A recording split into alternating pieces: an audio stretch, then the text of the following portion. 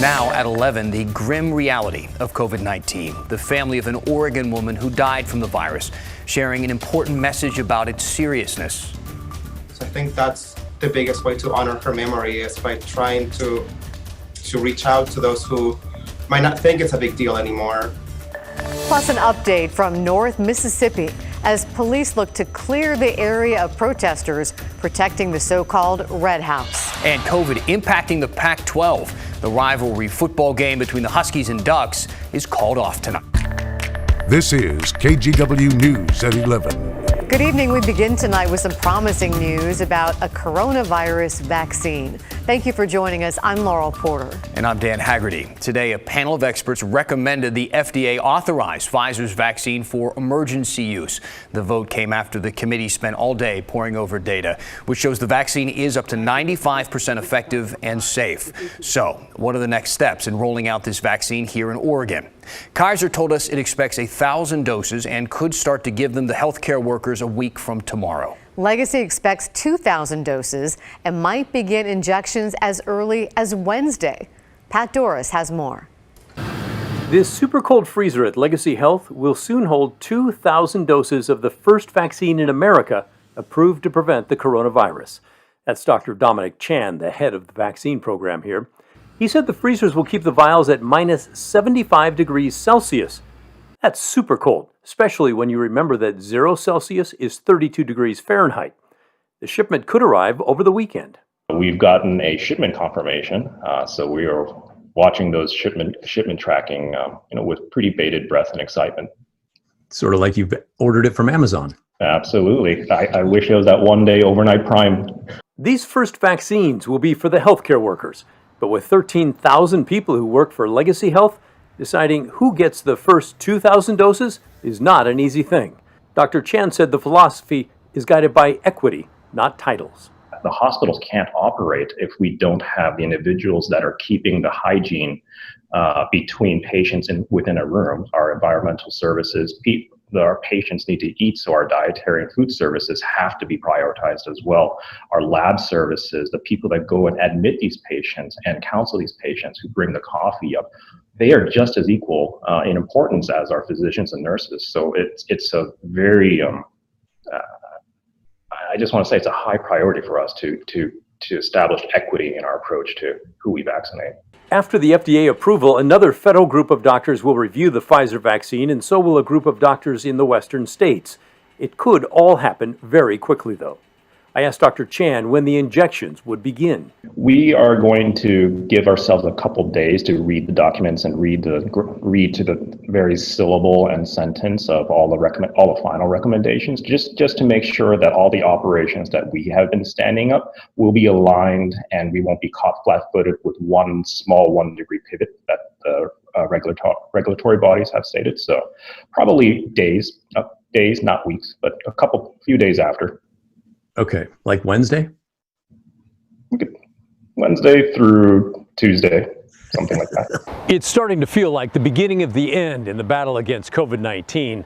The man in charge of rolling out the vaccine at Legacy admits he is feeling the pressure, but he also is inspired by how many have rallied to help him. It's been humbling. It's been great to see just how many fantastic people there are that will stand up when the call is made, that when we can tell them that hope is coming, we just need help, and we need people to stand up to help us. The amount of hands that are raised to stand up to this, to realize that 10 months meant something.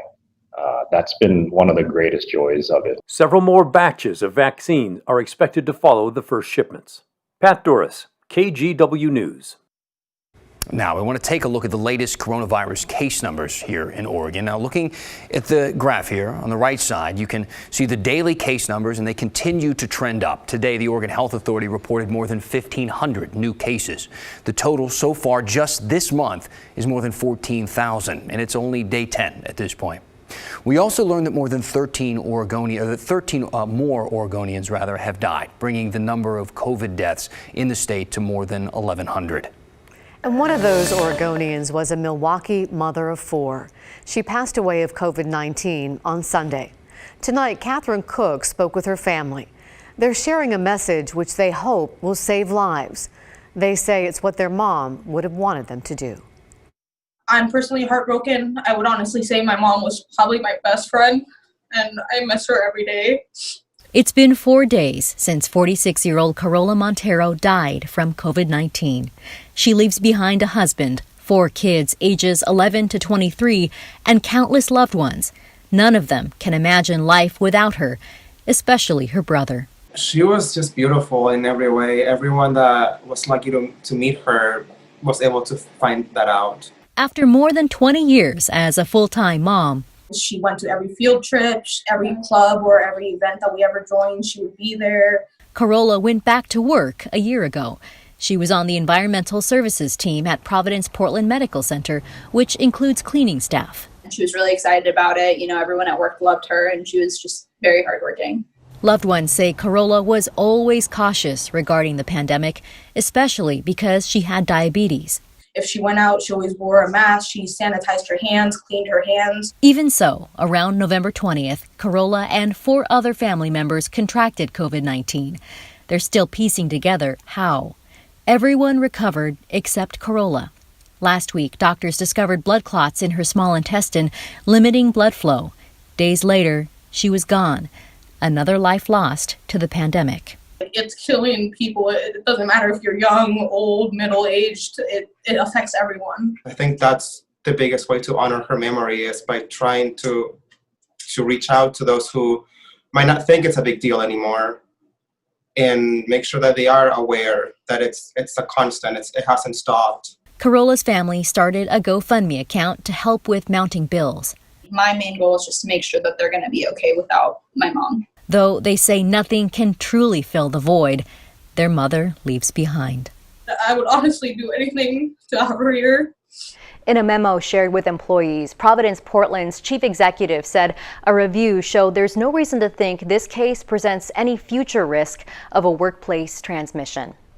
If you'd like to help Carola's family, we've posted the link to their GoFundMe site on kgw.com. Catherine Cook, KGW News.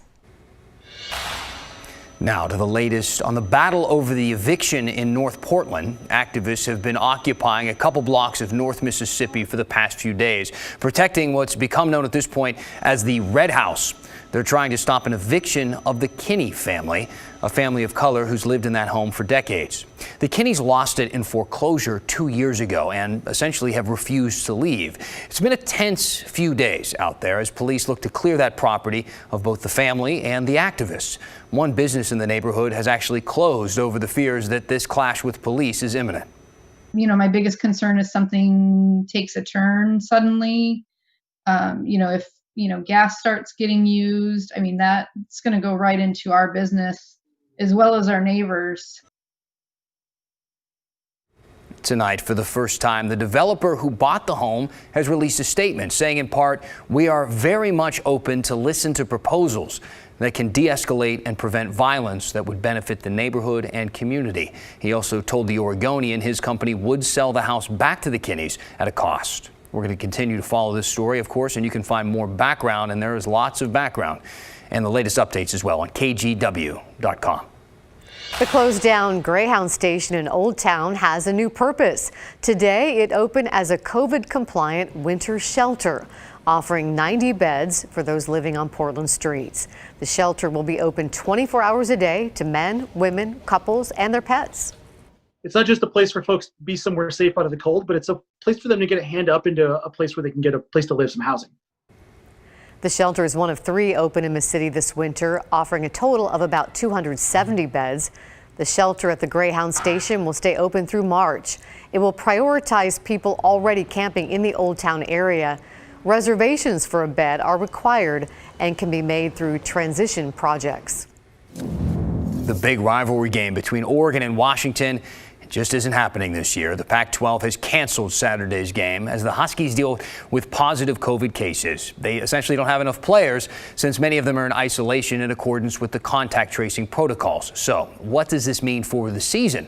Well, the Huskies win the North, actually, basically by default. It's not clear at this point what's going to happen, though, for the Pac-12 championship game next week.